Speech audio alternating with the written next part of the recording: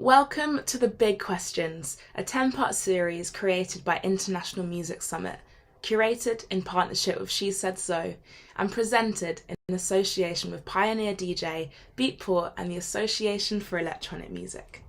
This series aims to examine vital topics facing the electronic music industry and hopes to inspire our community with intelligent conversation and debate.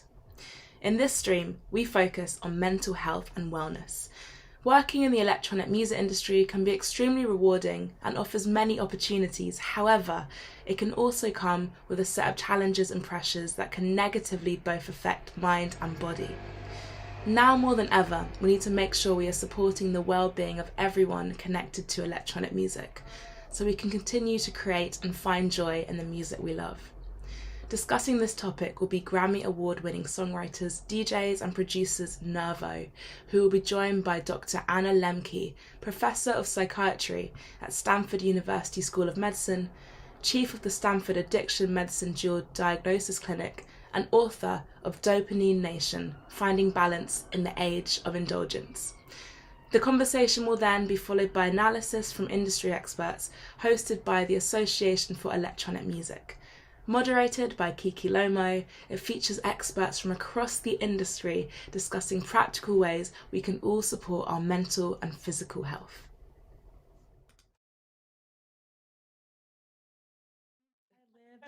It's nice to meet both of you. Likewise. We're sorry about the attire behind us.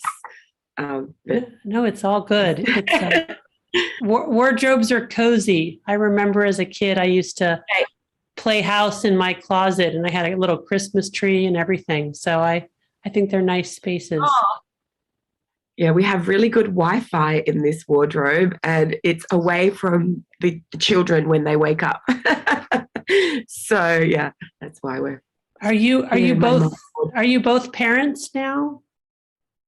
We are. We both have 2.5-year-olds. My girl's 2.5 months older than this girl, but they're both Nice. under 3. So busy times. Very busy. Crazy busy. Yeah. Fun times. Yeah.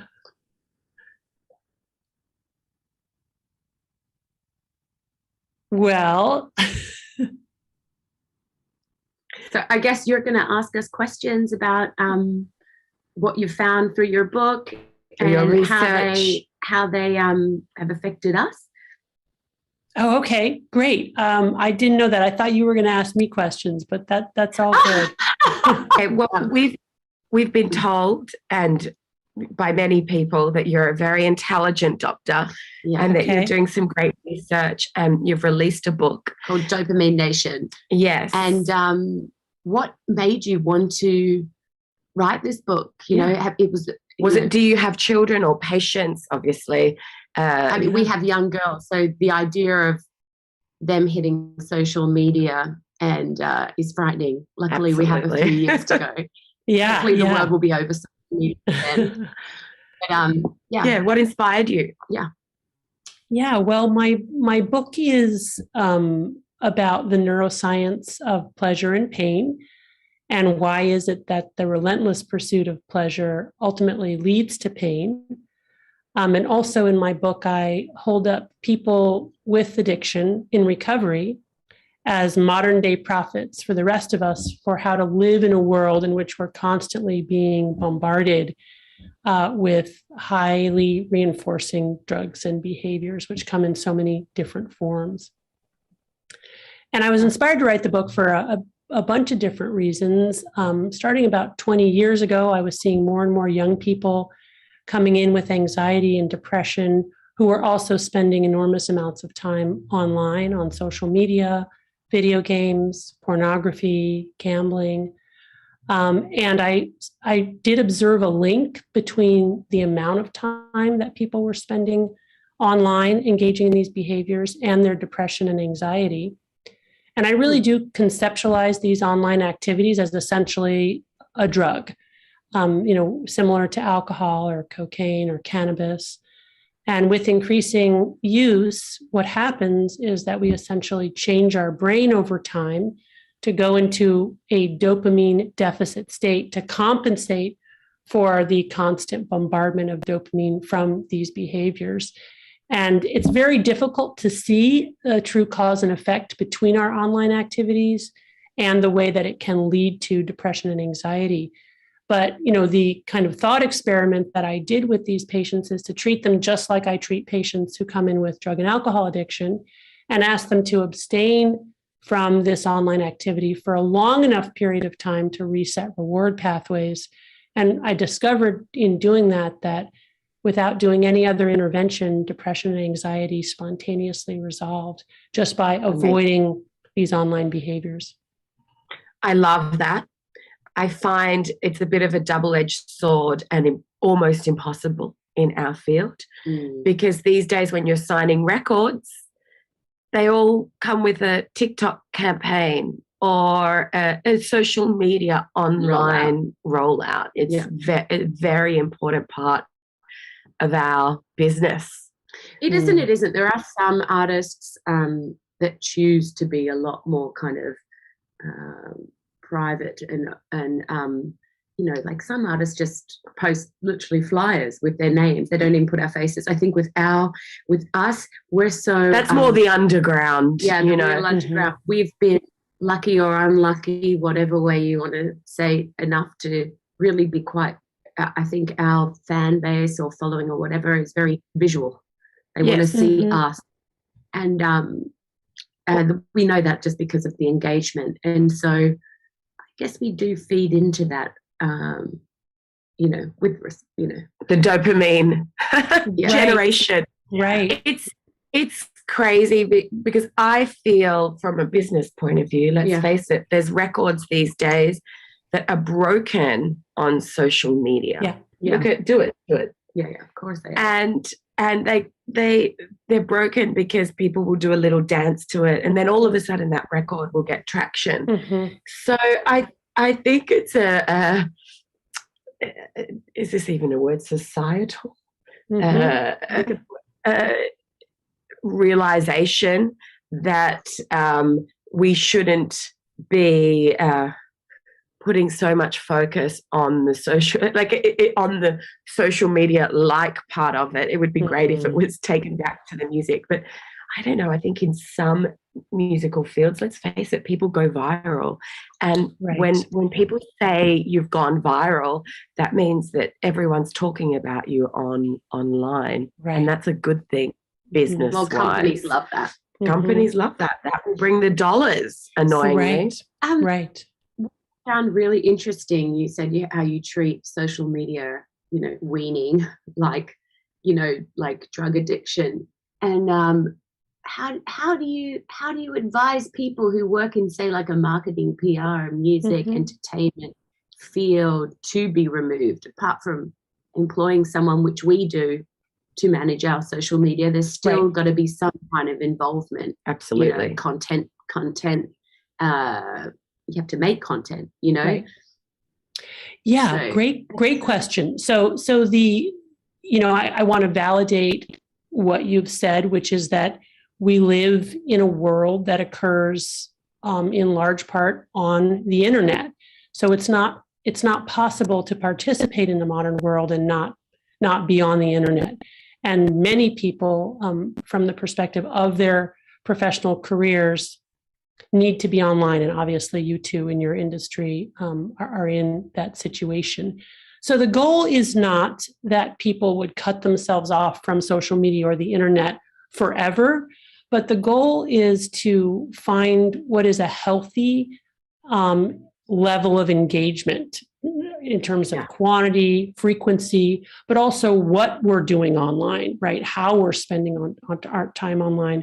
This is both an individual problem at the level of neurophysiology and neuroscience, which I can explain to you, the neuroscience of why it is that we keep clicking and swiping and staying online, even past our actual productivity or desire to be there.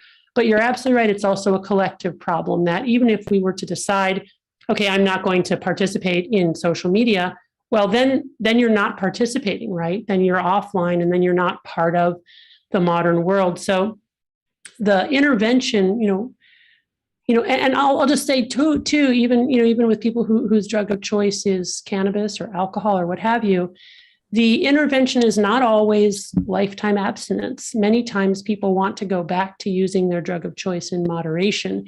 But they want to use differently, right? They want to have a healthier attachment to that drug. And so I work with people around this space of how to achieve moderation. And the truth is that if we want to have a healthy attachment to our drug, whatever that drug is, the place to start is a period of abstinence long enough to reset these reward pathways, because it turns out it's very difficult to go from using a lot to using less, and actually easier to go from using a lot to using none, and then to go back to using less. And we've just seen that again and again, which is why, in my book, I talk about this dopamine fast, or this 30-day period of abstinence, again, to reset reward pathways and to understand that you really need to understand something about the neuroscience.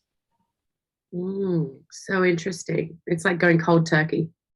Yeah. Yeah.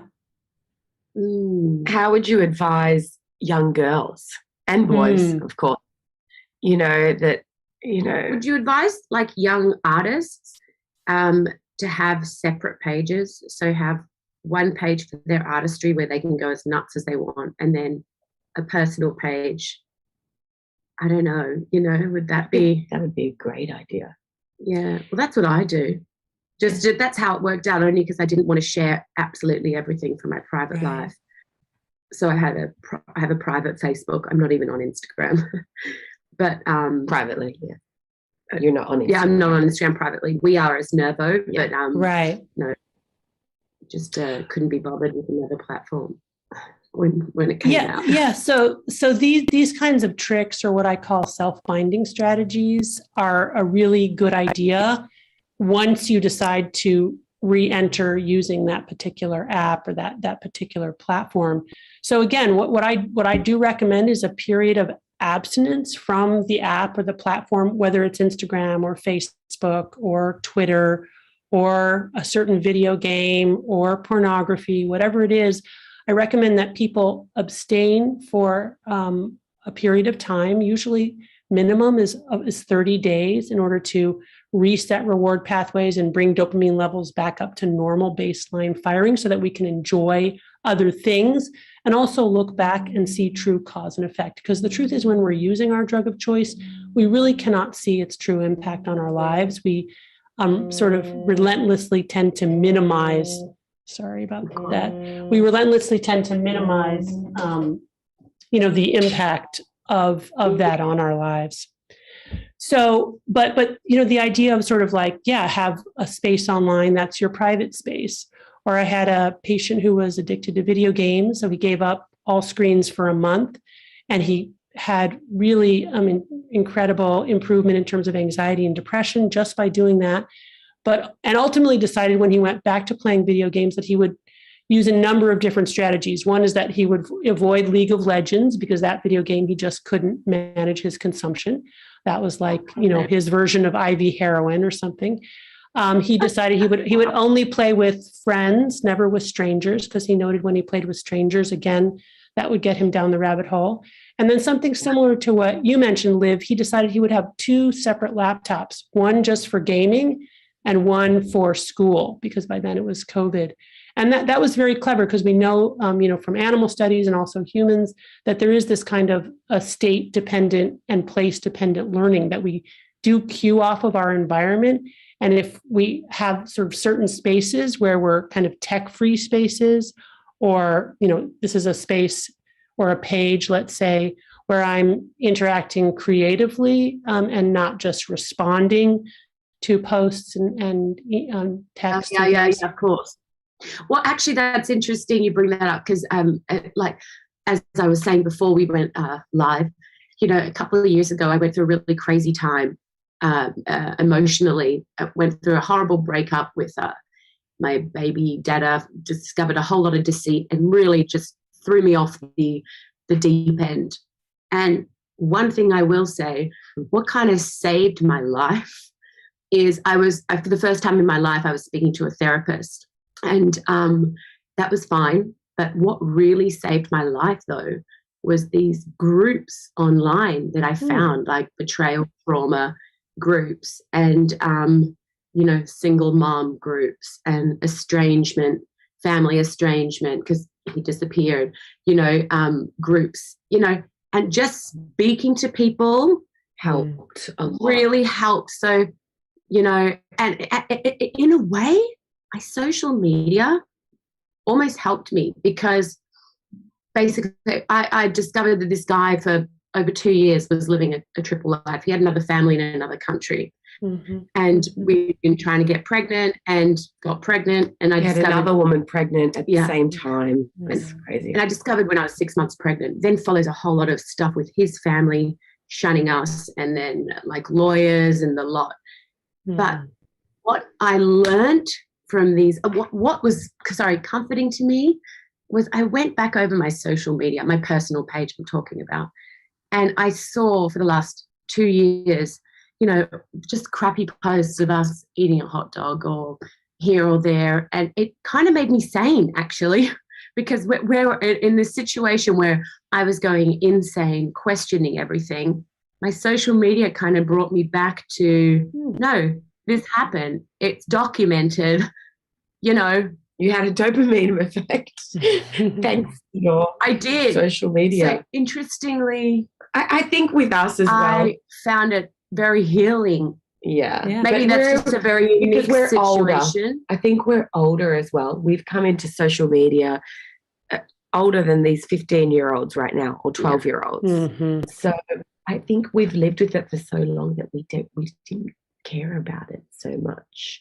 We weren't at an impressionable age, I think, maybe, where we thought, oh, wow, we got a like, great, or we didn't get a like, it's all over. Well, on our work social media, we've like dropped off the face of the earth anyway. So we our hype as artists had gone. And I remember when that happened, it was a couple of years ago, and our likes just stopped engaging, and it was a bummer. We tried everything we could to get them back up. Literally the only thing that would work is we'd get in bikinis. Yeah. And then we realized we're not going to get into bikinis just to get our likes up, because that's not who we are as artists. Yeah. So, but I think we have the age and maturity to be able to step back and see it like that. Yeah. Well, we understand it's a So I guess so a lot of interesting stuff here. I guess the first thing I would want to talk about is the ways in which social media really can be very positive for people. Yeah. And I'm so glad you brought that up, because, you have lived experience of, looking at your social media posts and having that be an affirmation of your lived narrative, right? So that you could say to yourself, like, I'm not going crazy. This really happened. And here are the pictures to prove it. And at a time when, it sounds like you were being gaslit. It was helpful. Right. Helpful to go back and sort of have the evidence. Right. And I think that's an important, moment to just validate and acknowledge the ways in which the internet and social media can be really hugely positive for people. And just from my world, as a psychiatrist, seeing patients, many of whom are in recovery from severe addiction or trying to get into recovery, there are lots and lots of online groups. And my question for you is if you join those anonymously because of your celebrity status. But anyway. Well, I can tell you, I have a personal Facebook, that I've had for ever since it started, before we were even became artists, and then we have a Nervo Facebook, and I joined it as my personal name, which isn't my full name anyway, right? Because you can't hide your name. You have to join these groups. But it was like going to AA group therapy whole time, and I would spend hours reading stories that were just as horrific as mine, right? And sometimes I'd comment, and people have different opinions, but it felt like a somewhat safe space. Yeah. To tell your story, right? Yeah. And what happens in those, one of the really important things that can happen in supportive peer recovery environments is a de-shaming process where you realize, wow, I'm not the only one, who this happened to or something like that. And that's really, really powerful. And so important in order to allow us to kind of process the trauma and then actually move forward from it and try to figure out, okay, how can I make sure that something like that doesn't happen again to me? And then I just want to comment also on Mim's comment about sort of how you all came into social media earlier.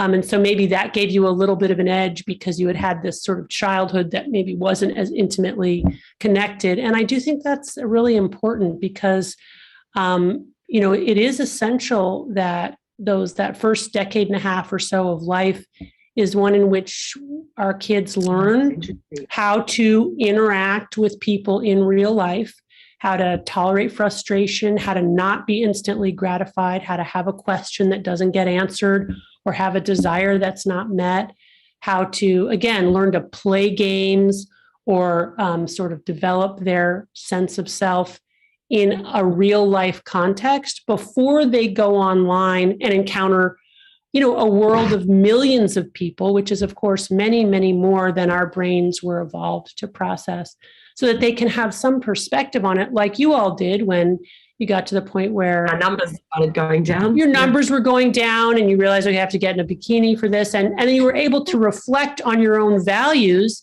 right? And make a decision based on values that had been shaped from a time prior to your going online. So those are all important things. If I had one advice for you as parents, keep your kids off of devices until they're at least 12 or 14. Of course, you're going to have family movie night and things like that, but kids should really not have their own devices and should not have unsupervised access to the internet until they're ready to handle it, which in my opinion, for most kids is not until they're at least teenagers. Yeah, I was going to ask you to that. How do you stop a young girl growing up seeing that these like fake boobs, fake lips, like, Instagram life is what they should look like? I mean, these girls have it hard. They've really got to have a strong backbone to kind of realize that's have confidence in their own beauty without trying to look like, find themselves happy with their thin lips if that's what they've got, or their body shape. The body shape. Well, that's where you hopefully, if you can you do this? Can you show them other avenues, like other pop stars that aren't so perfect looking? No, it's true, but they're like the majority have put like, hey, mama wasn't that hot. no, like you get a lot of peace from reading other single mother forums and things like that. Perhaps if there'll be other kids that aren't the pretty ones or the misfits. Then you also don't want them to kind of sign up to like any group. Yeah, I wouldn't want my little girl, just because she doesn't have big boobs, to kind of then go and have to sign up to a misfit group or the tattoo group or the whatever. Right. I've got a tattoo. I don't care about tattoos. But, I don't know. I'm just trying to, box it. Like, I just want her to not be boxed, Yeah. And worry about her wanting to find a box to fit in. Right. Right. So, Right. Yeah. I mean, I think this is where, we can certainly imagine a better, healthier internet where there are healthier images and healthier messages. But I would like to just see us get away from the preoccupation with appearance at all. And with just really also the self, kind of the narcissistic self focus as a form of identity. It really is ultimately so despair inducing and self-defeating. I think the key is to really help people find a sense of meaning and purpose that is separate from like their ego identity structure. Very hard to do, but not impossible. Yeah. Amen to that. Amen. Yeah. Absolutely. It's an endless, it's a dead end anyway, because like, look, if you focus on looks, they all fade anyway. I love it that we all end up. Well, that's for sure. But I love the old, it's like, it's quite nice to know that your boobs are going to sag. Yeah. Your face is going to come off your face. Right. Like Right. And further, and we've earned those wrinkles, right? If you're around long enough to get them, they're hard won. But I'm curious about you two. I mean, you're both beautiful women, and I'm sure that's part of your brand, right? And something that you have to think about. And we work hard. This ain't natural. It's funny. We were speaking to our mum the other day, and she was telling us, we were just talking about family members and where they've ended up, and some had such potential and didn't do stuff or whatever, like they could have perhaps. Yes. And our mum said something to us that really grated on us. She said, "Girls, you had talent." And it was like, actually, we really felt like we didn't have talent. That was kind of our edge. Like, I know. No, we worked really hard. We waitressed for 6 years. But we have maybe a little bit of talent. We milked I think the talent was working hard and just having tenacity, and actually being twins, being together two is always better than one. Yeah, we had. But like you were just saying, oh, you're pretty or whatever.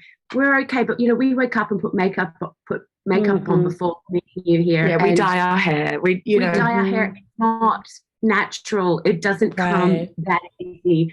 We we were never the prettiest kids at school. No. Never, not by a long stretch. But we've worked with what we've got, and I'm proud of what we've kind of done. Yeah.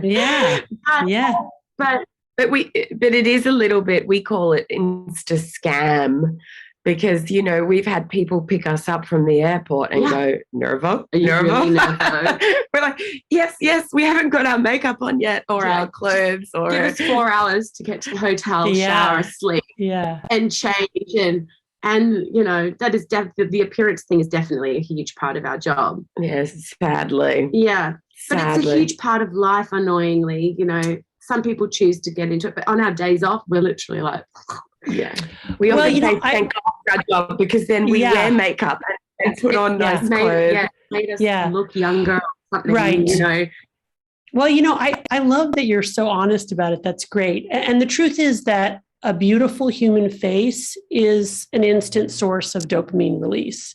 That is beauty is something we are wired for. Beauty is universal. If you look across cultures, it's not like, this face is beautiful in one culture and not in another. No, there are universals about eye space and nose size and, mouth proportions. And we are wired for faces, and we get pleasure from beautiful faces. So it makes total sense to me, that your beauty is part of your brand. And I love that you acknowledge that you work at it, and that you realize it's part of, your brand, and that you realize it won't be there forever. That's also, a wisdom that you bring to that.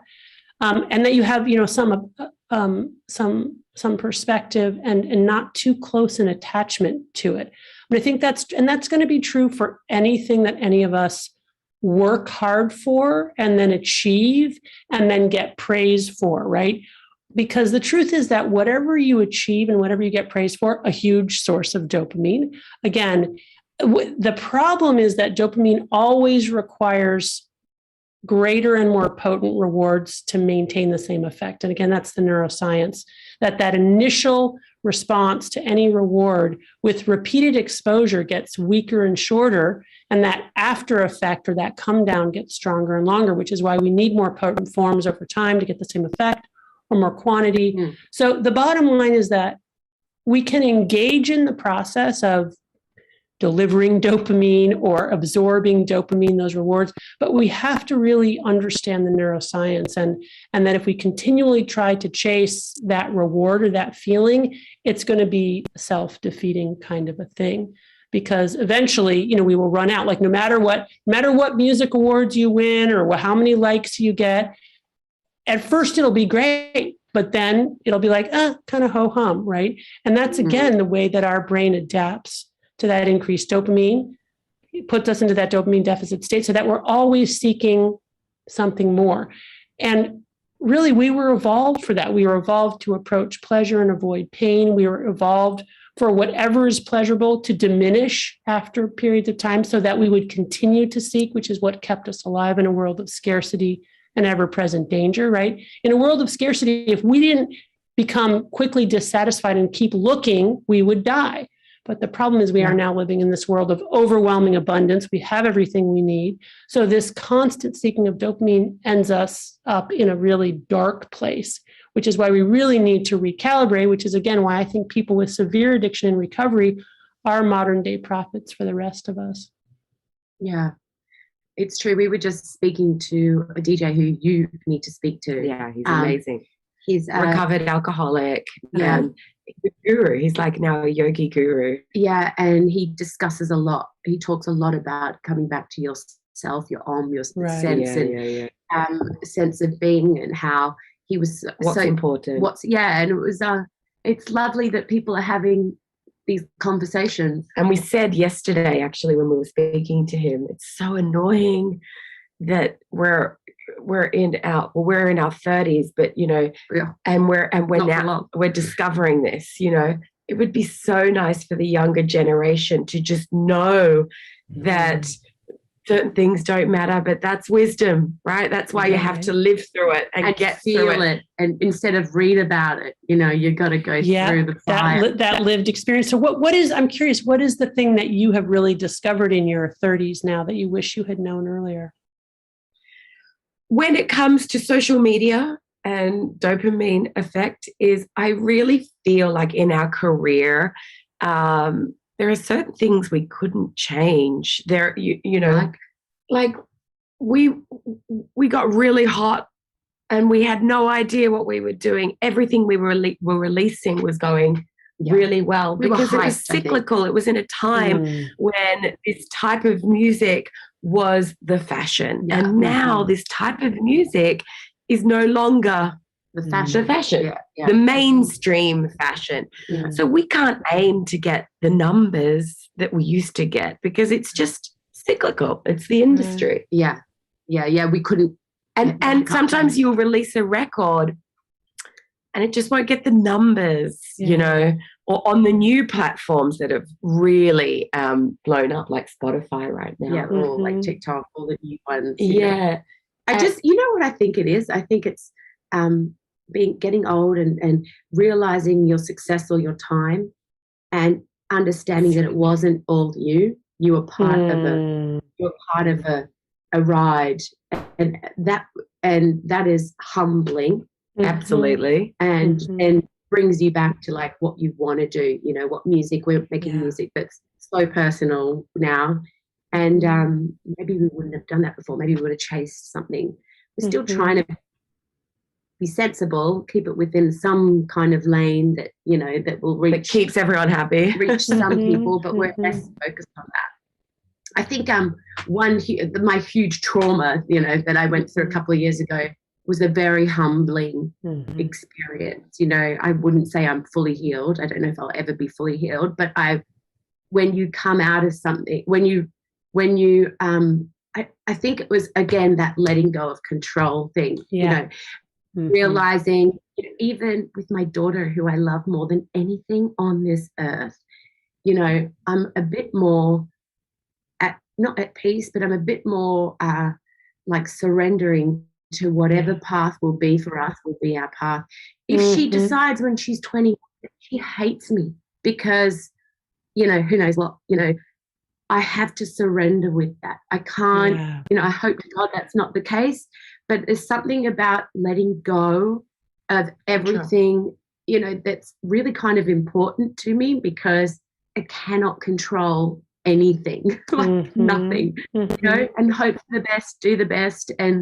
But I'm a lot more, it's kind of sad, but I'm a lot more realistic with relationships and, that stuff. I've just kind of let go a bit.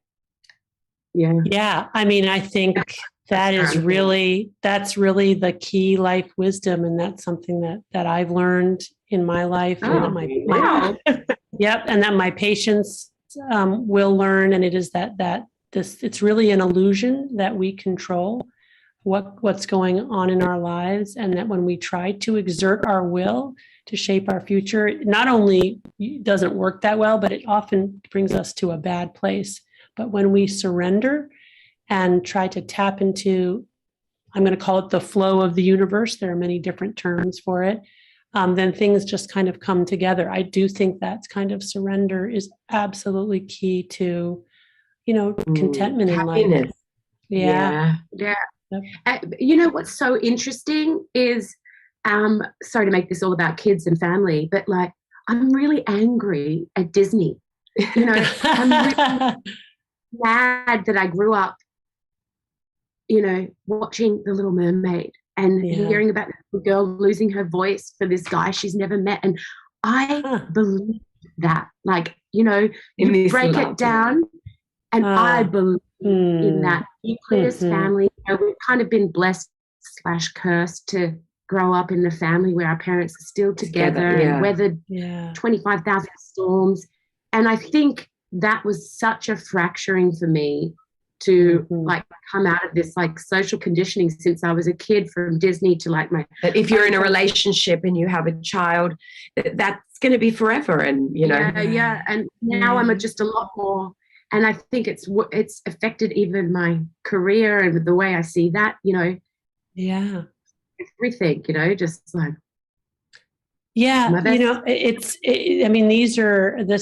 The process of getting old is really the process of progressive loss and humility, and then what we do with that, because I think it's just a more common human experience than not that in some shape or form, what we envision for our lives or how we define ourselves gets massively disrupted by something that happens to us. And then it's a whole process of kind of redefining and rethinking about that, including, in terms of blessings as well, like you all being blessed with an intact nuclear family, parents with a good marriage. On the outside, that can look like the greatest thing. On the other hand, if you had, if your parents had divorced and struggled, maybe you would have been, more equipped to face the reality of. So this is the great paradox of life, right? What appears to be a curse may be a blessing. What appears to be a blessing may indeed in some shape or form be a curse. So it is this kind of surrendering and giving it over, and a real humility in the face of really not knowing, trying to tap into what is the next right thing that I can do today, not projecting too far into the future and trying to manage things, which we never are able to do. Yeah. You've always been better at that than me, I think. You've always been a bit more go with the flow. Definitely a bit more go with the flow. But I think also I probably had my heart broken a few years earlier than you. Yeah, maybe. So when it came to relationships, I've always been like, I love this man, I love him, but if something goes wrong, if he or I cross a line that's unacceptable, then we have to part. And I've been very, I'm with my man now and I adore him and we have a baby. So I think we're married in my head, but we're not married. Like we didn't have a wedding or anything like that. But I really believe in our union. Right. But also I do believe that if we don't grow together, or if he disrespects you or vice versa. If there's, then we need to move on for our own happiness and our own value. Yeah. Right. Yeah. So staying open and flexible and seeing what evolves or what unfolds. That's right. Yeah. I feel like, the emphasis on relationships with some people, even in business with some people, is unhealthy. Business, Like I think you put down your rules, and if things go wrong, you have to leave. Yeah, true. You have to have the strength to leave. Business too. Yeah. And we see some managers that like really just wrong. They encroach on these artists and they control these artists and these poor artists. Yeah, in such and they manipulate them. Yeah, in a way like, oh, I did that for you. So if you leave me, you won't get a release on this label. And they scare. And I think that's really scary and awful. And we've seen it happen with young artists, because also in our industry, totally. I mean, we have had the most horrendous business encounters ever. Yeah, we have. And it was only through going through so many bad experiences that now we see red flags, I think, in business. We're a lot more detached too, I think. Anybody who comes to us with business, it's like there's less emotion. I think in music it's easy to blur the two, because agents and managers and your best friend become, you're drinking with them in a club. Your agent becomes your manager.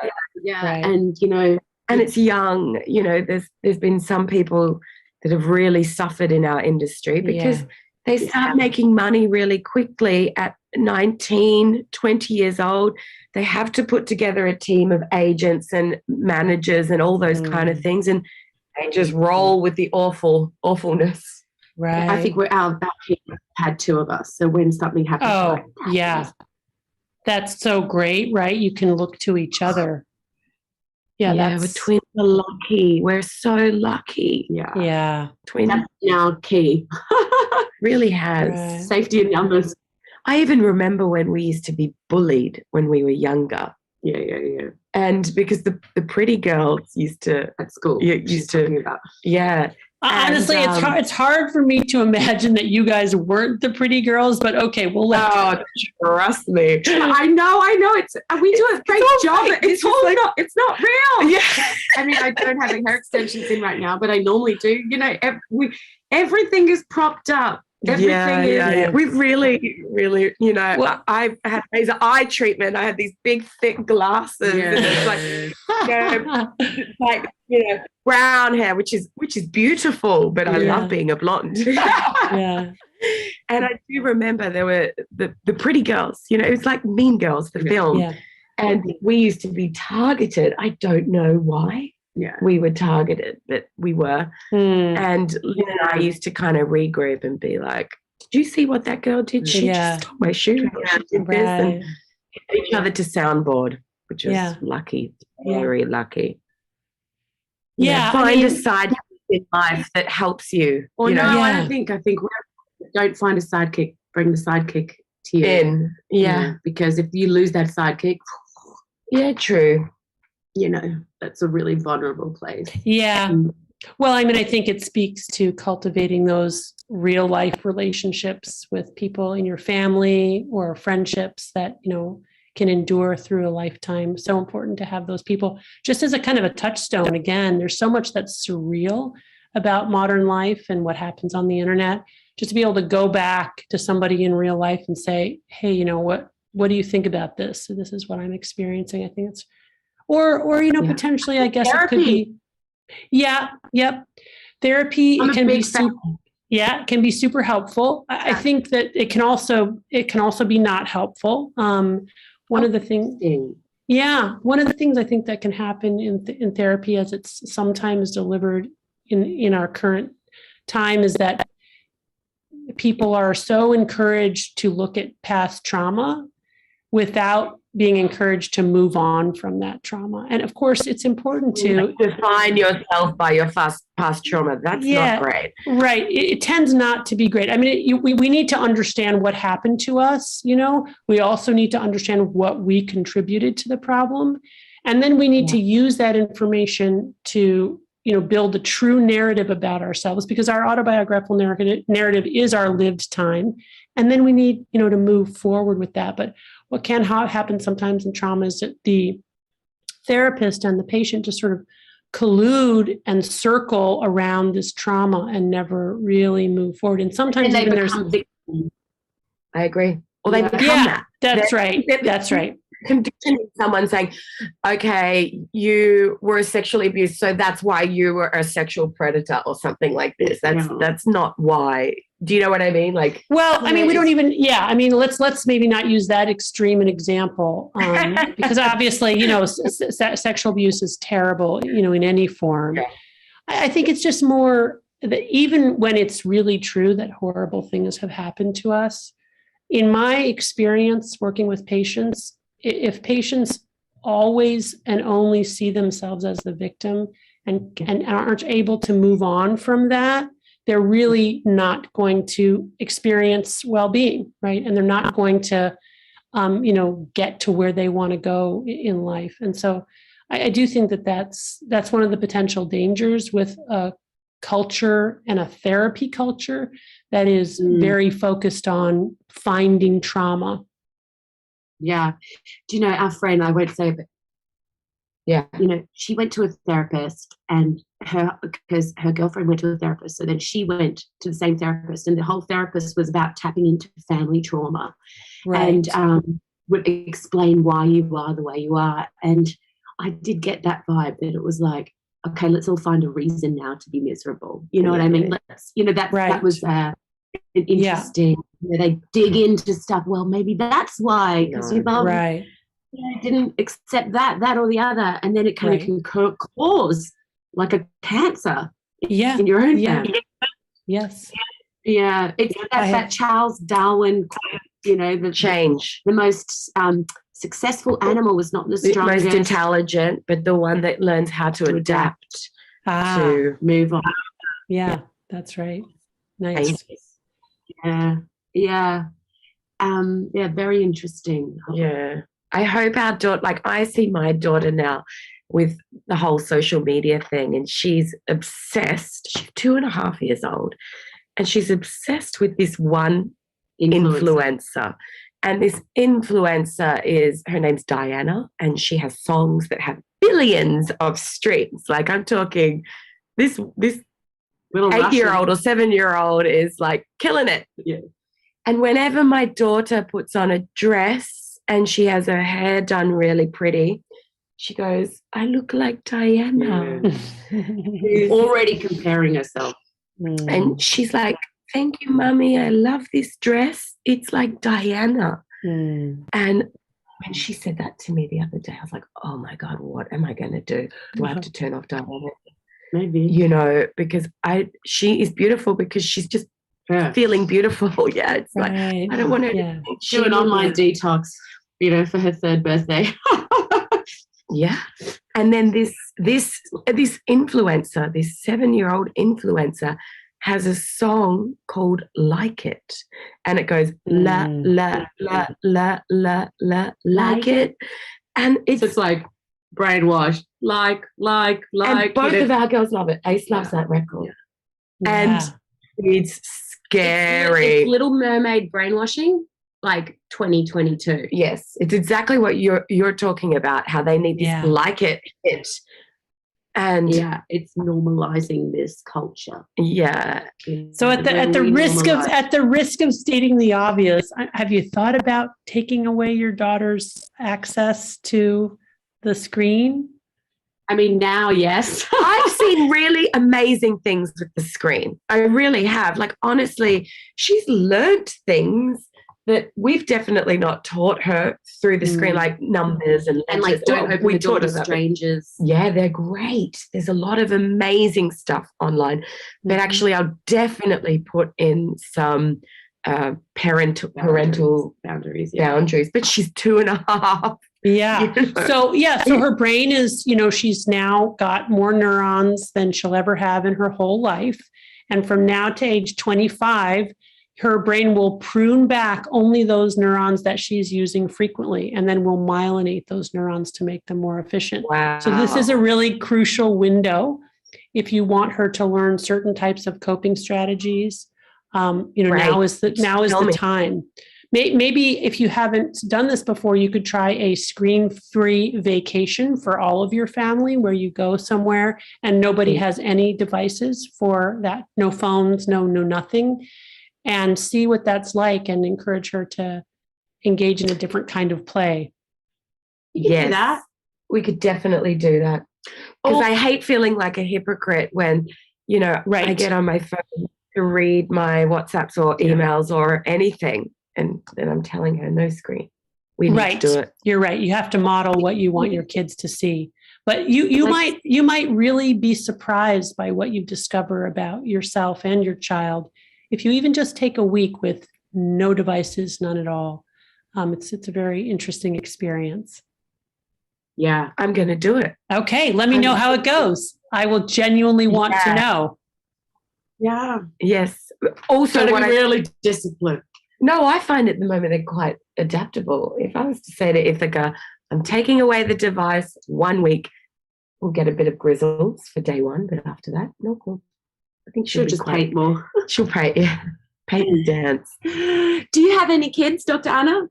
I do. I have 4 kids. They're all, the oldest just turned 20. Yep. So we just took a tech-free vacation actually, and it was really great. I was a little nervous about it because my kids, of course, now they're all teenagers and they have phones and they're on their phones a lot, like all teenagers. But I said, we're going to go for this week and we're going to go to the beach and we're going to go hiking and nobody's bringing any devices. And you know what? It was great. We had a lot of extended conversations that we never would have had people been able to go and be distracted by their device. So it was really good. Do any of them work or seek to have jobs in areas where social media PR is important? I mean, kind of it's everywhere. Isn't it? What job? I mean, they still are sort of too young. I've got 2 in college and 2 in high school. So it's a little young, and none of them are in arts and entertainment and will not be. I don't see them going in that direction. So, I mean, I do appreciate, that social media is absolutely the core of some professional endeavors. So I get that. But I do think also that it's possible to use that as an excuse for not taking time away. So that's why I really encourage you to take a week and go away and see what it feels like. And probably you'll go into withdrawal initially. The universal symptoms of withdrawal from any addictive substance are anxiety, irritability, insomnia, depression, and intrusive thoughts of wanting to use, including fear of missing out. But if you can get through the first couple of days, you'll probably get to a place where you're feeling pretty good. And then you may not even want to go back to your phone. So here's a question. So if we need to do work because, we have to kind of get back to people, how are we going to do that? You just put a reply. So is that true? I mean, you really can't take a week away. You can't say, send an email to all your peeps and say, we will be off the grid for a week.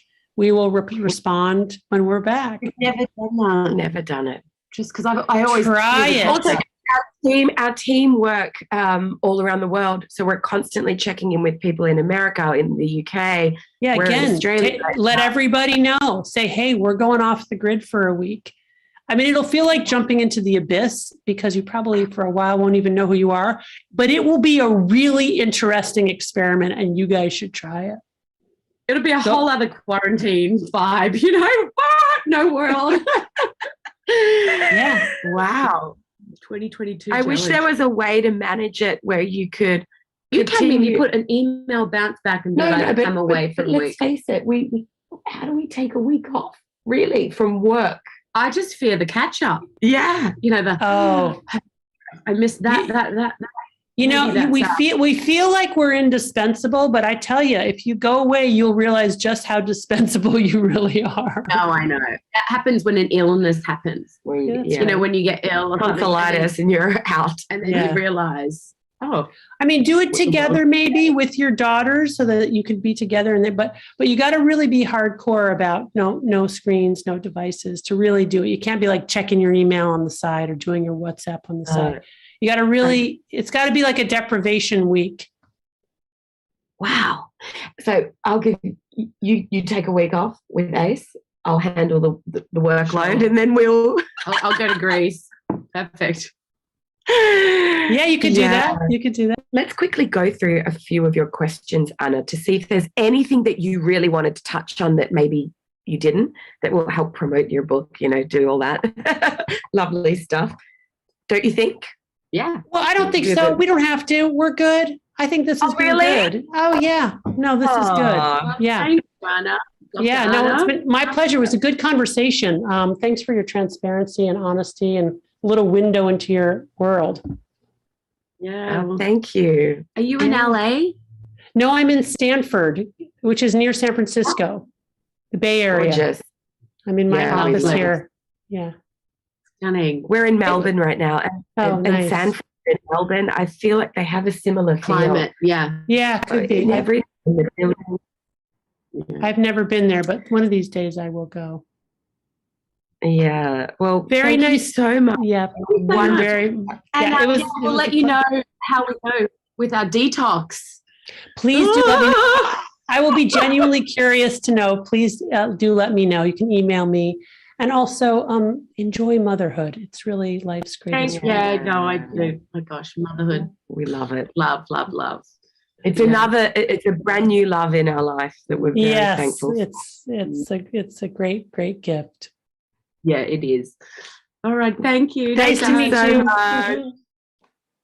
Okay, fantastic. All right. Hello, everyone, and welcome. It may be a bit late in the day to say it for some people, but not for me. So Happy New Year and welcome to the latest edition of The Big Questions with International Music Summit, Beatport, Pioneer DJ, and the Association for Electronic Music. In this monthly series, we present 45-minute unscripted conversations between two well-known electronic music artists and professionals on a particular topic, examining the most important issues facing the electronic music industry today. Following these conversations, we have an analysis of a conversation hosted by AFEM, so essentially me, featuring AFEM members and industry experts, picking on all the points raised by the artists and the industry professionals, discussing them, developing them into key learnings and best practices and action points that we as an industry can adopt. If you're not familiar with who I am, my name is Kikelomo. I'm a DJ, presenter, host, curator, as well as a co-chair of the Association for Electronic Music's Working Group on Diversity and Inclusion, and I will be your moderator for today's discussion. And today's theme is mental health in our industry of electronic music, and it is my absolute pleasure to welcome three fantastic panelists with us today. First of all, I would love to introduce Ari Peralta, who is a Forbes recognized researcher and an award-winning designer, leading one of the world's leading voices in sensory design and an outspoken advocate for mental health. Ari has worked across multiple media disciplines and is recognized as one of the top distributors in hospitality, retail, healthcare, and automotive sectors, with transformational design as his core skill. Welcome, Ari. I would also love to introduce Rosana Corbacho, who is a clinical and humanistic psychologist specializing in the music industry. In addition to working in therapy, she has experience from various roles in the music industry that has led her to found MI Therapy. Welcome, Rosana. And finally, last but not least, I would love to introduce Chloé Abrahams, who is a mental health first aider and an agent for the Higher Ground Booking Agency. Welcome everyone to today's discussion. I'm really looking forward to this one on a personal level as well, because I'm also a huge advocate for mental health in our industry, also as an artist, but also as an industry professional. All right, enough about the introductions. Let's jump straight into the questions. I found the discussion that took place between Dr. Lembke and our two lovely artists very interesting. Also prompted quite a lot of points. And I think one of the first things I would love to jump into straight away is, as we all kind of have various experiences across the industry, when it comes to things like touring, from other things like creating content, engaging with fans, also from the perspective of being a support for artists as well. I wanted to ask you what your thoughts are on the pressure, in a general question to all of the panelists, what your thoughts are on the pressure and also competition for artists to kind of be present and continually engage in, specifically focusing in on our industry. Who wants to start? I can start on that. Yeah, it was very interesting listening back to it, and very eye-opening as an agent, like over COVID. It's been obviously really hard not having any shows at all, and there's been a lot of pressure from my roster and just musicians in general, any creatives, to create content to try and stay relevant.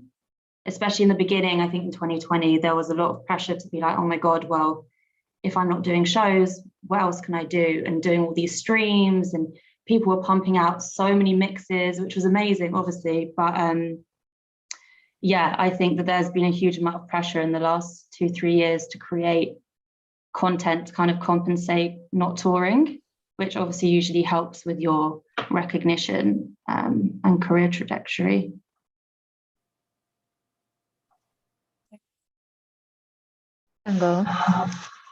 I found in my practice as well how it was quite difficult for the artists, not only the pressure, but the pressure they put on themselves as well. Because sometimes it wasn't coming directly from the agents or the bookers. Some of them were actually resting for first time in years.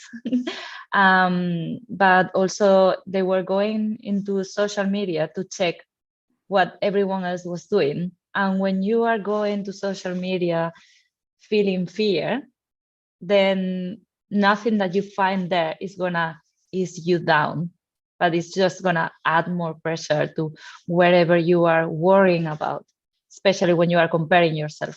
So yeah, apart from that, I feel not only the comparing, but also if someone has an issue, the tendency is to isolate themselves or not to have any boundaries. So oversharing on the internet. So those are some of the issues that can come out of just a reaction from a worry or insecurity or a fear. So yeah, there is a lot going on within and around the artists in this COVID period. Yeah. I'm glad you brought the social media, because I think that's really a lot of what came out of that conversation with Nervo was how do you engage with some of the tools that can harm you, or if not used correctly, can harm you. And I think we're dealing with two different major issues that extend to all of us, regardless if we're artists or not, but just humans. And one, it's that we are now living and representing two versions of ourselves, one physical and one digital. And that's a lot of work for anyone, yet put that onto an artist, and that's a lot more work, a lot more, as you guys said, content, etc. But I also think the other issue was we're all in an experiment. We don't know how to use social media in the best ways. We're still carrying out research, some of that research which was mentioned in Dopamine Nation, etc. But I think ultimately, for us, it's really about having an open discussion as to how to lay those boundaries. And I think that's what I really enjoyed most about the conversation.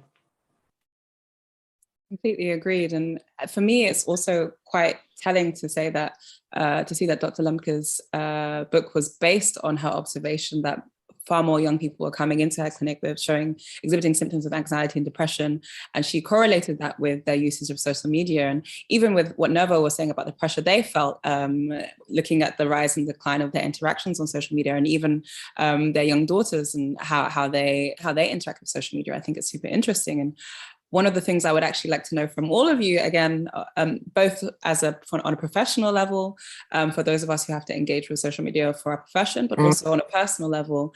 Dr. Lembke and Nervo talked about some tips and tricks for how to find that balance. I would love to know how you find that balance with social media, particularly if it's necessary, particularly if it's a necessary tool for your professions. I can go. So for myself and what I try to help some of the artists that I come to my practice with is always to first check how you are feeling. What are your feelings before going online? If you are feeling scared, or if you are happy, or if you are feeling sad or vulnerable, then to just be very aware. Maybe you cannot stop because you need to post whatever thing online, but just to really be aware. Just take 1 minute to really scan your body, your emotions, your thoughts. What is your state before going online? Then when you go online, because sometimes I hear, oh yeah, when I have a creative block and I go online to see what other people are doing. So that is gonna actually make your creative block way worse, because you're going to start comparing yourself to others, like I was mentioning before. So it's very important to see what feeling as well, or what I'm trying to achieve by going on social media. Sometimes it's just, I'm bored and I want to be entertained. Okay, that's fine. But sometimes, oh, I'm looking for inspiration. Are you really, or are you doing something else because you don't want to feel the feeling of being stuck? So it's just first to be aware what is going on within yourself. And sometimes when it's just like numbing anxiety, or trying to lower your anxiety levels, like we were seeing, that's not a very good idea. But as it's very automatic, sometimes it's difficult to get away from that kind of pattern. So it's important to just notice how are you feeling afterwards as well. And trying to change numbing your feelings, the uncomfortable feelings, for self-care if you can. Just like one little step, maybe just one day, and notice how are you feeling if instead of going on social media you went for a walk, or you call a friend, something like that. Yeah. I think for me, one of the tips that I would recommend anyone, and I try and follow this since the last maybe 5 or 6 years, I double think what I'm going to post. And what do I mean by double thinking? I take a conscious effort to think of, who is this post for? If it's for me, I stop posting it because I don't need to post a message to myself. If it's to inspire others, I will continue. If it's to show off something, it loses its purpose. So again, I think it's a lot about, to me, social media is neither good or bad. It's a platform. It's how we use it. It's what we do with it. Now, there are elements within that platform that we can take advantage of to reduce some of these dopamine regulating elements. For example, I take notifications off. One of the biggest issues with social media and email and everything else that's connected are those darn notifications. That has much more to do with the change in our dopamine thresholds, bringing us to that dopamine deficit that was talked about so much in this interview. I think that's what we need to focus on, is how do we engage with these faster, smarter tools in a way that is not going to hurt our health. And since we had light bulbs, literally things started changing in our bodies. So we are an active experiment. We are evolving, ever evolving in our biochemistry, which includes all those neurotransmitters, et cetera, in your brain. It's changing, it's adapting to these things. Now, I'm not as scared of how it's changing, but I'd like to be more informed about how we can change for the better, if that's the route we decide to go as a community. But again, my best advice is, if you don't need the notifications, take them out, because then you start making the rules of how and when you engage with your social media channels. I totally agree with the notifications thing. I do the same. My tip also would be on a more like business level, especially in the music industry, which was touched upon in the conversation, is there's a really thin line between our relationships. Like, I'm really good friends with a lot of my artists.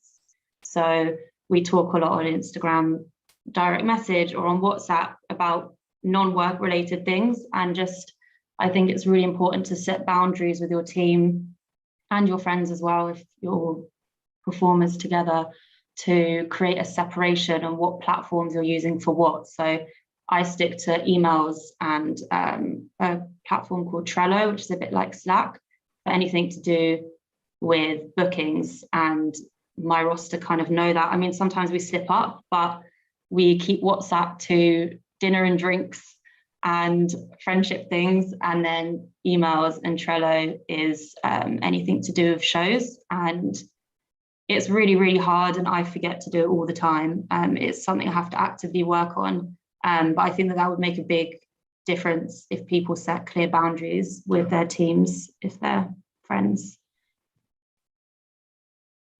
Thank you so much. And these are all tips I'm noting down for myself. I also have my notifications turned off, but just for some apps, that the worst ones. But yeah, thank you so much for sharing your insights. And I would like to jump into a report that Ari, yourself, you were a co-author on, the Music Connects Us Mental Health Report, written in partnership with Beatport and the Association for Electronic Music. I would love to dive into a little bit more about the findings on an industry level, about what kind of came out of where we think the state of mental health is for our industry. So back in 2020, we had the amazing opportunity to be part of Beatport's Reconnect live stream, which was a really first of its kind type of event, especially for Beatport, all around mental health, bringing together the electronic music community, both on the artists and all sides, if you will, to the table.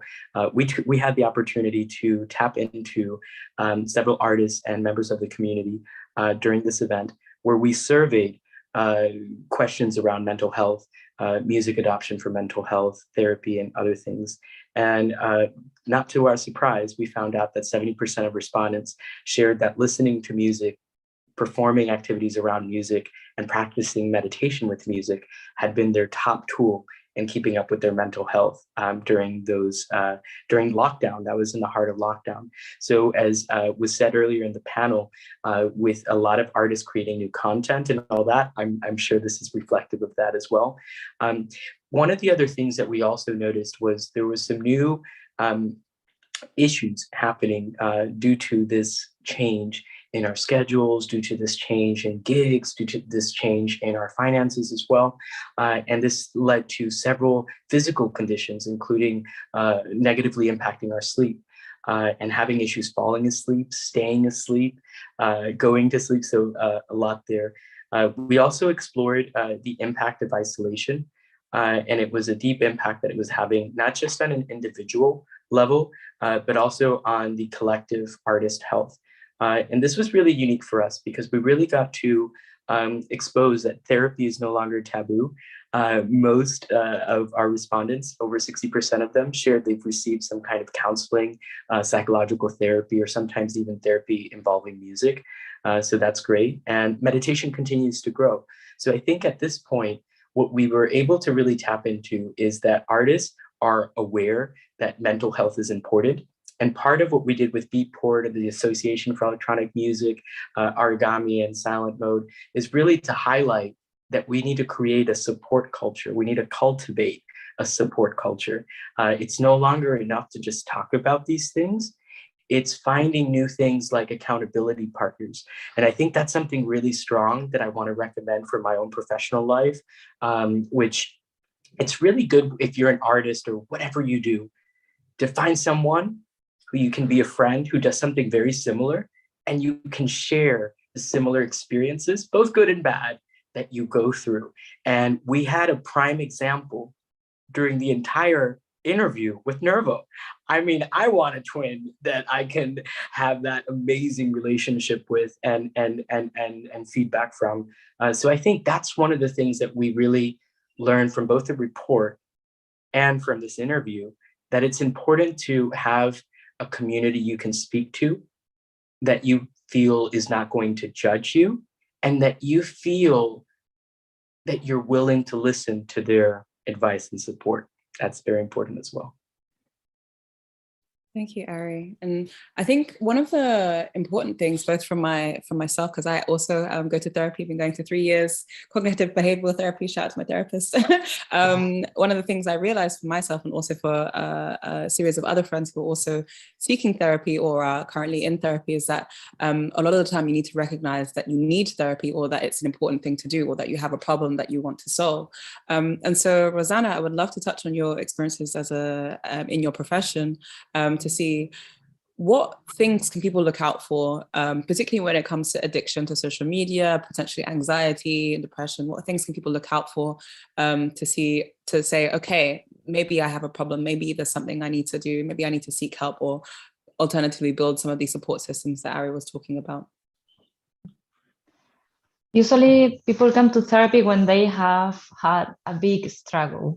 So either the uncomfortable feelings have been stuck for a while, or they have had for example, some classical musicians applying for a position and they don't get it, or they have stage fright, or they suffer from anxiety or depression. And sometimes they can tell how it's linked to social media, or it's just they feel the effects in different areas, in the relationships, their sleep patterns, like you were mentioning, or even substance abuse that comes after. Usually, I mean, I always like to mention how for the general public outside the music industry, when I say, oh, I am a psychologist and I work with musicians, mostly everyone, they say, oh yeah, they probably they have bad mental health because they do drugs. And I am like, well, it's not exactly that. Sometimes when the problem with addiction comes with any kind of substance, it doesn't matter if it's alcohol or any other. And what I'm seeing is that it's a consequence of something that was there before. So this is on one side. So different people can come for different things, and therapy is not only for fixing problems and fixing anxiety or depression, or to help with personality disorders, eating disorders, everything else, but also to see what is the potential that you have there that you cannot really explore because there is something in the way. So, and this is more my humanistic side. It's not just about fixing what is wrong in order to be more perfect or something like that. It's about, okay, for example, I have a lot of creativity and a big drive, and I love making music and touring, but I have this stage fright that is stopping me from performing like I do in my house. So I go to therapy to fix the problem, but just to unfold all the potential that I have and I want to share with people, or because I want to have a long career. And if I have to do all these different unhealthy things, I'm not going to last very long doing this job. So they say something in the conversation, Dr. Lembke and Nervo, well, Dr. Lembke, about how therapy sometimes can be just about the trauma and staying in the trauma. I don't know what kind of therapy is that, but usually you go to therapy with some goals that you want to achieve, and you measure, okay, am I feeling better? What is the result in real life? How can I measure that this therapy, this money, this energy that I'm spending here is worth it, really? So it's always good to check with your own therapist or with yourself, okay, these were the goals that I wanted in the beginning in therapy. So how am I doing? Am I feeling better? Is this working? Do I have to look for another therapist? Sometimes that's the case. So it's always important to set up some goals, and this is personal for each individual. What do you want from that therapist and that therapy session? And then to see in time, what is the real effect in your life? Thank you, Rosana. And I would love to ask Chloé the next question, because we've spoken so much about the support systems that people can build for themselves, for the help that they can receive. And I would love to dive into your work as a mental health first aider, particularly as it's more recent, I don't know if this is to say phenomenon, but more recent, the importance of it has been more recently recognized. So yeah, what have your experiences been from training to implementation? Yes, so the mental health first aider course is a course that can be done. I've been doing it with Mental Health First Aid England, but it's a worldwide organization. And essentially it's giving you the tools to recognize and help see triggers from people around you with mental health issues. So it covers like a wide range of different mental health topics, I guess you could say. But the main take from it is that you are not becoming a paramedic or a therapist. So it's basically giving us tools to identify and help people into the right direction. So whether this is at work, with your family or your friends, you start working out what might be wrong. Well, wrong is a terrible word, but what might oh gosh, like sorry, an issue, having an absolute blank. Yeah, like what might be going on in someone's life. And in the music industry, that's been something that's been really overlooked, I think. And it's one of the reasons that I wanted to do the training, because coming from as an assistant, we're doing a lot of logistics, and then becoming an agent, I was seeing that people weren't touring correctly, over touring or traveling on their own, for example. You know, some people are not built for traveling on their own. They need to have a twin sister or a tour manager with them to support them. And the training has really helped open up the conversation. And, you know, now my artists are super open to chatting to me about some of the problems they might be having in the week, or especially when shows happened again, actually. Like if someone was feeling anxious about a show, I really saw a shift in people being willing to call me up and be honest about it. And I think that it's created a conversation in our, we can't do this alone. So yeah. Thank you.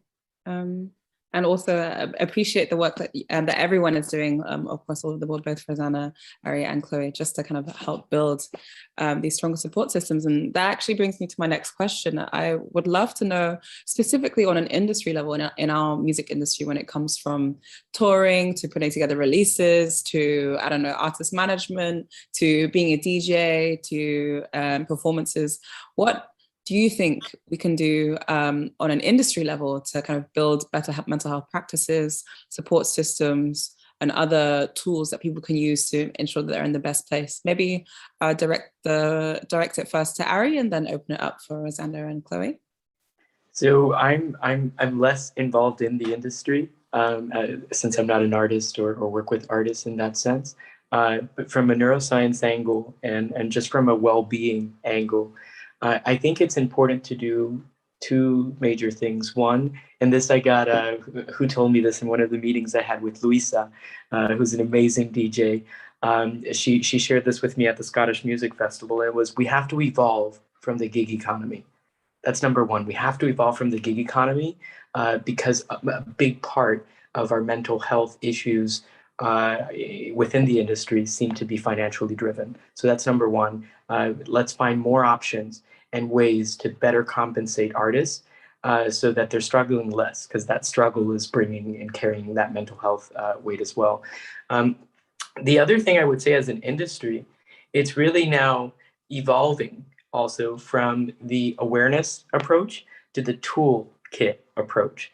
And I think that sessions like this are great because they get the conversation going even further. But I would love to see organizations like Beatport and the Association for Electronic Music and others start creating challenges that the communities can interact with and participate. Because I think mental health is something you have to check in every moment of every day. And as we saw from not just the interview with Nervo, but also with the many interviews that the artists that participated in our report, it's that it can happen any moment. You can kind of lose that strength that we sometimes carry, even at the heights of career. So it's important, I think, for industry to understand that this is an issue during the low times, high times, mid times, all time. Thank you, Ari. I totally agree with that. And I really like what Chloé did. I also share the background doing logistics for DJs all around the world. So I was like, oh my God, this is so unhealthy. Just like the big long trips, constantly traveling by themselves, different, jet lag is always like on the go. So for me, every decision that is made, just listening to our animal part is gonna get us closer to health. So everything to do with rest, everything to do with they need to have a nice, properly prepared meals, or not these huge dinners before going and playing at 5 or 6 in the morning for the DJs, or all this kind of thing that, you know, wherever is just going back to normal time, normal I don't like the word normal, but it's more the kind of healthy human animal part of ourselves, because everything that gets people in the being a robot, being a product, is risky and starts creating a lot of problems. And like Ari was saying, everything that has to do with getting together, belonging to groups, feeling that there is a place, a network that you can really be honest and be vulnerable next to them, that's also very convenient. And I feel it's the kind of what we are at the moment, because it's not just about, mental health is important. We all agree on that. I was really happy to hear the numbers on people who are actually going to therapy, because that mental health report not that long ago in the UK said that only 30% of people who were suffering from anxiety and depression were asking or going to therapy. So that's double now, and I'm very glad. And on the other hand, I will say that, like Chloé was saying, just knowing what is our place. So we cannot ask labels and managers to be therapists as well. So when we have to prepare a big tour, or when an artist is struggling with just anything that, other people can struggle with in their normal lives, and they have to go on a big tour or a big show, just to have, like in the Olympics, your therapist or your whatever you need help with as part of the team. So all the responsibility is not in the managers or the bookers or the artist himself or herself. So it's just to be aware of what are the needs and to find the right person for each part of the job, I will say. Yeah, I really agree with everything that you've both said. And I think that, the acknowledgement that we can't ignore these things, and I think it's really important to have the acknowledgement and the honesty. So, obviously my experience is more with touring, but I kind of always like to make my acts feel comfortable that if they don't want to play 5 minutes before, I don't care how much it costs everyone, like, you're not going to play because I don't want you to have a panic attack on stage or whatever it is. And I think that having that acknowledgement that from everyone and all the teams that, we are all humans and we're not robots, and that this is work. It's work that we love to do, but it's not, heart surgery or anything. And we have to make sure that as a collective, we're all having these open conversations where we are acknowledging that everything will be fine, but we have to be open with each other about it. Thank you, Chloé.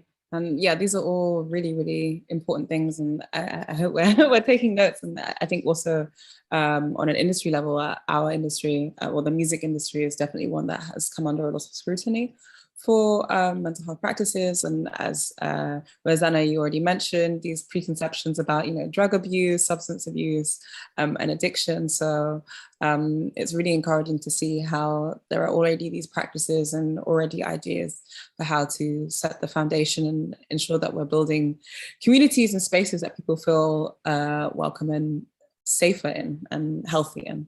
And I would maybe ask about how, maybe one important question: how is everyone feeling today? Maybe just a quick check-in. We talk about checking in general. How is everyone feeling today?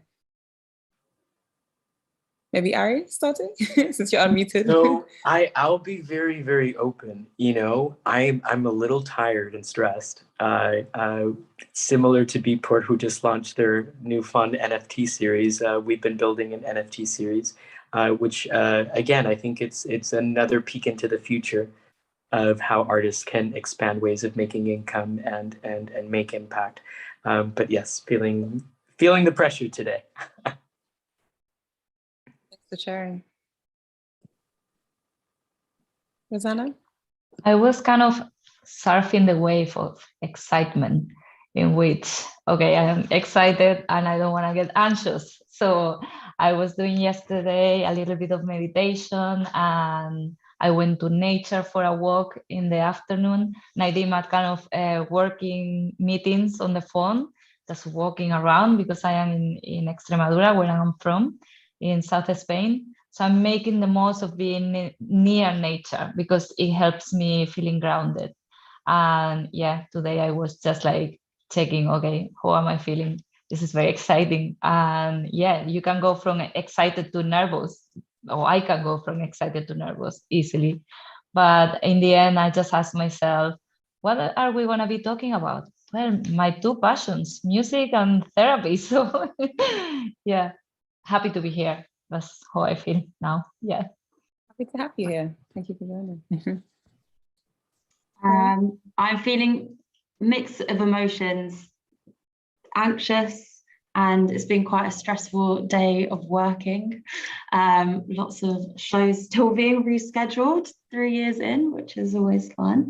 But also, yeah, it's really nice to have these conversations again. I haven't done a panel on mental health in a while, and yeah, it's always nice to talk about these topics.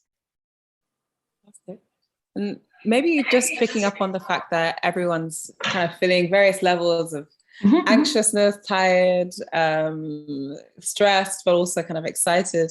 Maybe I'll ask Rosana and then open up to Ari and Chloé. What do you think or what from your practice, what are healthier ways to deal with some of these more negative emotions that people can be feeling, whether it's tired or stressed or whatnot? How can people deal with these in the best way possible? First of all, to identify what you are feeling. Name the feelings. When we name the feelings, we are connecting kind of the prefrontal cortex with the limbic area.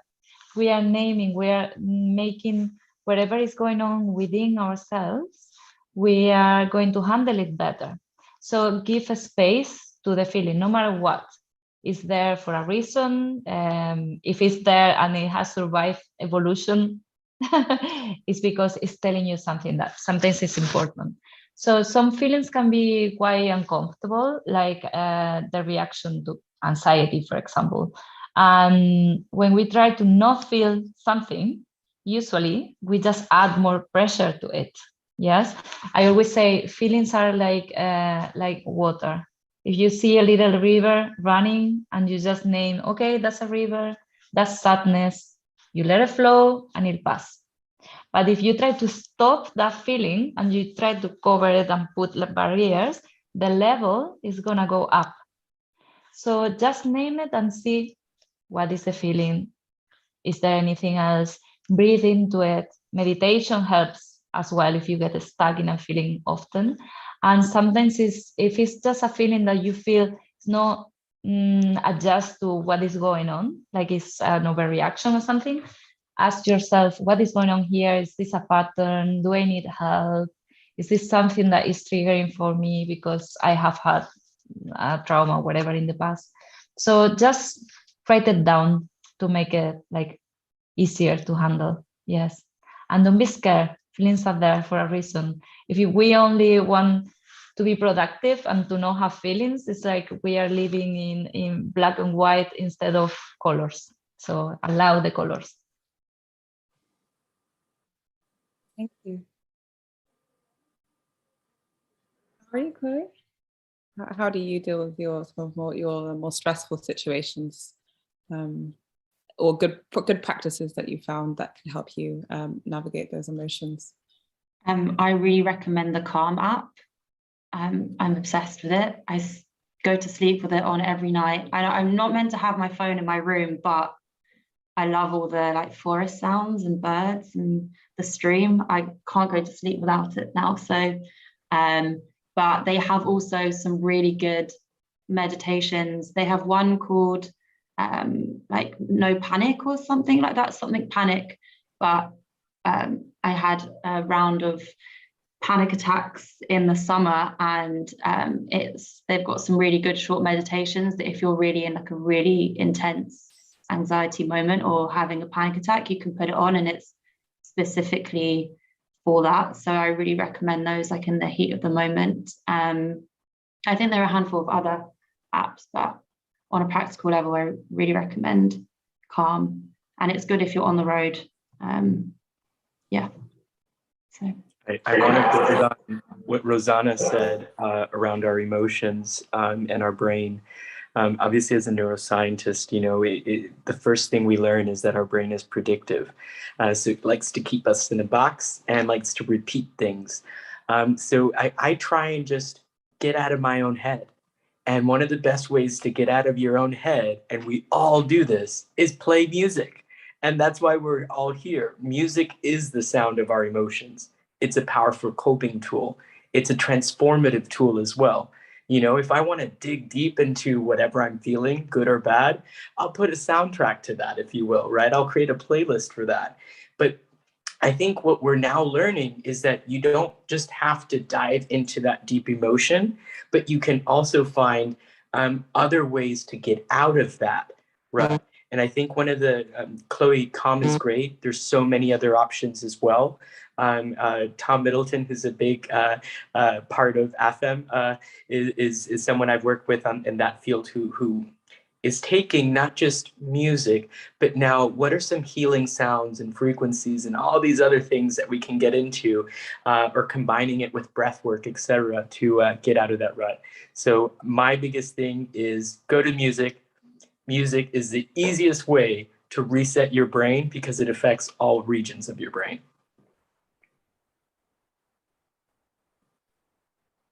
Fantastic.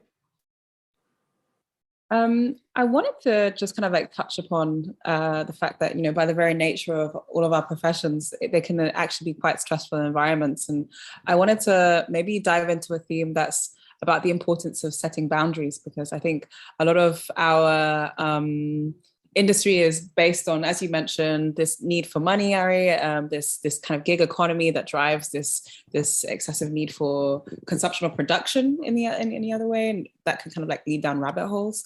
I would like to talk about, again, across the whole panel, your experiences with setting boundaries and noticing how you find balance. How do you balance the need to be present, to be switched on for work, to do a good job, and be there, but also kind of set boundaries for yourself? Because I know it's something that I personally am struggling, even right now. The fact that I've bounced from, I guess, 2 countries in 24 hours and haven't really, it may be a little bit nasty to admit, but I haven't even showered yet, just in the past 24 hours because I've just been so busy. So yeah, I would love to, on a personal level, and also for everyone watching this later, how do you set your boundaries? And is it something that you're doing right now, or is it something that you are trying to get better at? Maybe to start with, Rosana. That's another subject that I'm super passionate about, boundaries. When I was working on the other side in the music industry, it was crazy to me how passion was used to overcome any kind of body boundaries that you may have. Like working at a festival would be not sleeping in 2 days and just like doing crazy logistics for big bands and all that. And I would be like, oh, wow, it's kind of your adrenaline keeps you going, but then the body is destroyed completely. So I remember just the pressure from other people asking us, or in different companies, oh yeah, no, you have to stay until forever. You can never switch off your phone. You have to be there. And I remember being like really young, how I stand up to a manager and I say, I'm sorry, but I really like this job. So I'm gonna go home because I need to rest, because I want to be working here for many years. And it was difficult because they put pressure, but in the end, it was better. Actually, she burned out and I stayed in the company for longer, and it was kind of stressful, but healthy. And at the moment with my patients, for example, I say, my biggest passion is psychology, is helping others. And part of being professional is setting up boundaries for their own well-being and for being present. Because if I, for example, if I take on too many patients, just because they need me, because I love it, because then I won't be doing a good job. I won't be as present. I won't have all my tools and my skills available for them. So it's an act of love and responsibility for me, putting and setting up boundaries and helping others to set them up for themselves. So yeah. Absolutely. Great. So, you know, I think we're constantly working on boundaries because we're never in one place for too long. We're evolving as people, our relationships evolve, our experiences evolve, and whether we like it or not, we change. We literally change the cells of our body. So for me, in terms of boundaries right now, what I've learned to do is listen to my body. And just like it's been kind of regurgitated in different moments of this conversation today, you got to listen to your body, not just your mind. It's all connected, and they don't always speak the same language. And I've learned that when I need to take a break, I need to take a break, and I'm taking that break. And I would love to share this message with Nervo from the interview. Girls, if you can't take 1 week off and disconnect, then you are missing out on a beautiful experience. And it doesn't matter what you do, how important it is what you do. If you don't take time off for you now and take time for your mental health now, you're going to have to invest in the consequences later. So I say, let's invest in time off. Let's invest in why would you be connected all the time, right? I work with NASA scientists, not even they are connected all the time. So let's also remind ourselves that a lot of this pressure is built in all our heads. So we are in the driver's seat, and I would encourage people to make sure you take time to process, to replenish, and just rest. Sleep happens to humans for a reason. We need it. I love that. Yeah, I needed to hear that. The power of no for me has been a big learning curve over the last few years as someone that's been kind of coming up as an agent over the past few years. There's kind of always been this fear that I can't say no to a manager or an artist if they want to call me at 8 p.m. or emailing all the time, because I don't want to lose them. Like, I don't want them to go to another agent or, and I think setting boundaries has been a really hard thing for me, like a constant battle. Like I said earlier, that I have my separation, but I'll probably still send like a work-related WhatsApp message in a couple of days because I forget that I'm setting out these boundaries for myself. But yeah, it's so important, and I think just having that kind of understanding that, like you say, we need rest. Like, there's nothing wrong with saying to a colleague or a promoter, like, you know what, I'm going to miss dinner because I need an extra hour of sleep before my set.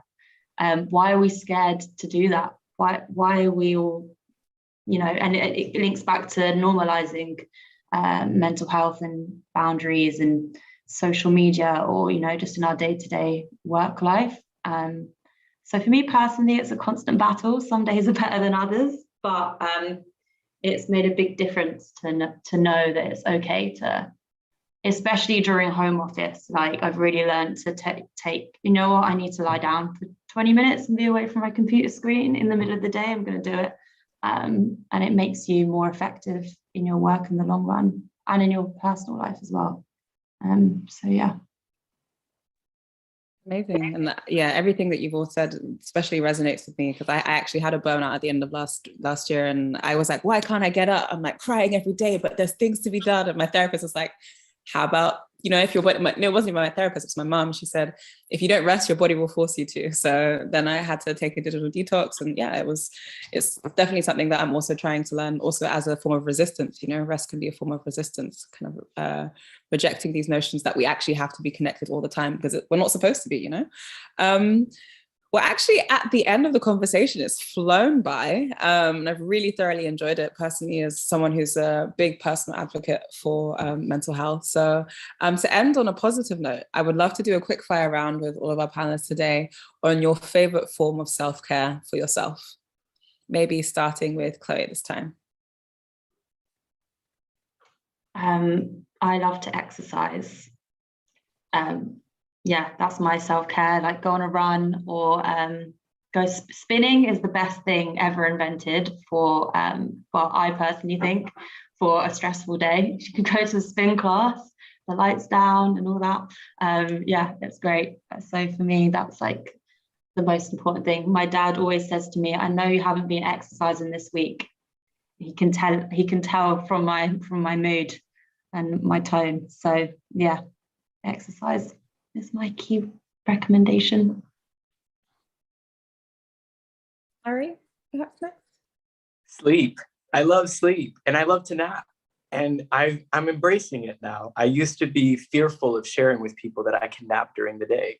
I would assume they would think I was less productive or less professional or whatnot. And I'm totally open about it. We've participated in studies where we've identified different kind of amounts of nap times and what they're good for. And I typically take like a 20 to 26 minute nap, reset my senses, reset my focus. And when I'm having like deep creative challenges where I've just reached a block and I have to think of how do I overcome this challenge creatively, I typically go for like 45 minutes to 90 minutes. And those naps really just, it's like a new day. Agreed. Siesta is a classic in Spain. I'm when Dominican, you can choose, so we got that from you. Yes.